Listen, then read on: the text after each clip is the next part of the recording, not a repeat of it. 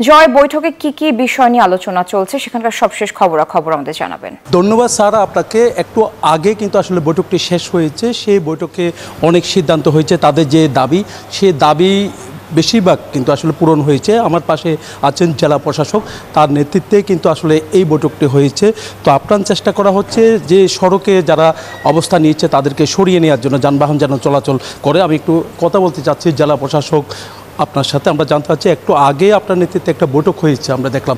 সেই বৈঠকে আসলে কি কি তাদের যে দাবিগুলো আছে, সবচেয়ে বেশি দাবি হলো তাদের যে জোর দাবি ক্ষতিপূরণ। আসলে ক্ষতিপূরণটা আপনারা কোন পর্যায়ে নিয়েছে বলে মনে করছেন?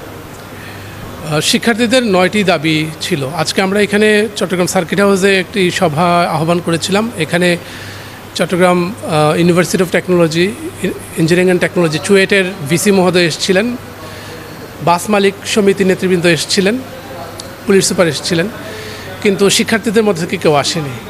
তাদের যে 9টি দাবি রয়েছে, এই 9টি দাবির মধ্যে 6টি হচ্ছে চুয়েটের নিজস্ব। ভিসি মহোদয় আশ্বাস দিয়েছেন যে 6টি দাবি তারা কম বেশি মেনে নেবেন। আর বাকি যে 3টি দাবি রয়েছে, এর মধ্যে প্রথম দাবিটির মধ্যে 2টি অংশ রয়েছে। একটি হচ্ছে ড্রাইভার যে বাস দুর্ঘটনার যে বাসের কারণে হয়েছে, সেই বাসের চালককে গ্রেফতার করতে হবে এবং আইনের সামনে আনতে হবে। এটি পুলিশ সুপার মহোদয় আশ্বাস দিয়েছেন। আমরা তাদেরকে আশ্বাস দিয়েছি দ্রুততম সময়ের মধ্যে চালককে আটক করা হবে। এবং ক্ষতিপূরণ দেওয়ার বিষয়ে একটি দাবি আছে।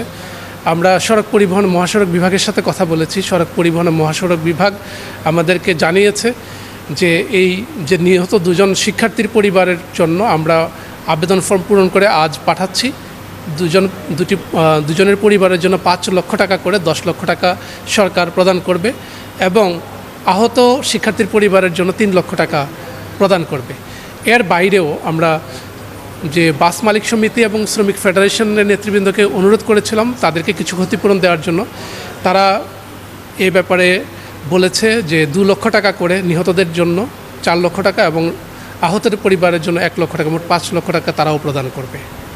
তবুও আমরা দেখছি তাদের আপনারা যে দাবিগুলো এখানে কিন্তু আসলে মেনে নিয়েছেন, সেই দাবি কিন্তু তাদের কাছে এখনও পর্যন্ত পৌঁছানো হয়নি। তার কারণে তারা এখনও পর্যন্ত সেই আন্দোলন থেকে সরে যায়নি। সেই জায়গা থেকে আপনার কিন্তু আসলে সেই জায়গায় আপনার তদন্ত আছে। জি, আমরা ভিসি মহোদয়কে অনুরোধ করেছি। এখানে প্রক্টর ছিলেন এবং রেজিস্ট্রার ছিলেন চুয়েটের। আমরা তাদেরকে অনুরোধ করেছি, তাদের বেশিরভাগ দাবি কিন্তু মেনে নেওয়া হয়েছে। এই দাবিগুলো যে মেনে নেওয়া হয়েছে, এই বিষয়গুলো যদি ছাত্রদের সামনে, শিক্ষার্থীদের সামনে উপস্থাপন করা হয়, আমাদের দৃঢ় বিশ্বাস যে তারা আন্দোলন থেকে সরে আসবেন। অনেক ধন্যবাদ। আমরা এতক্ষণ ধরে কথা বলেছি জেলা প্রশাসকের সাথে। তিনি যেমনটা জানিয়েছেন, একটু আগে চুয়েটের বিসির সাথে কথা বলেছে। তিনি আজকের মধ্যে কিন্তু সেখানে কিন্তু যাবেন। আগামীকাল শিক্ষার্থীদের সাথে কথা বলে কিন্তু তাদের দাবি সম্পর্কে জানানো, তারা সেই আন্দোলন থেকে সরে যাবে বলে আমাদেরকে জানিয়েছেন। এই ছিল আমার এখানকার সর্বশেষ। ফিরে যাচ্ছি স্টুডিওতে সাহারার কাছে। ওয়ালটন ফ্রিজ কিনে অনেকের মতো আপনিও হয়ে যেতে পারেন মিলেনিয়াল। সেরা পণ্যের সেরা অফার।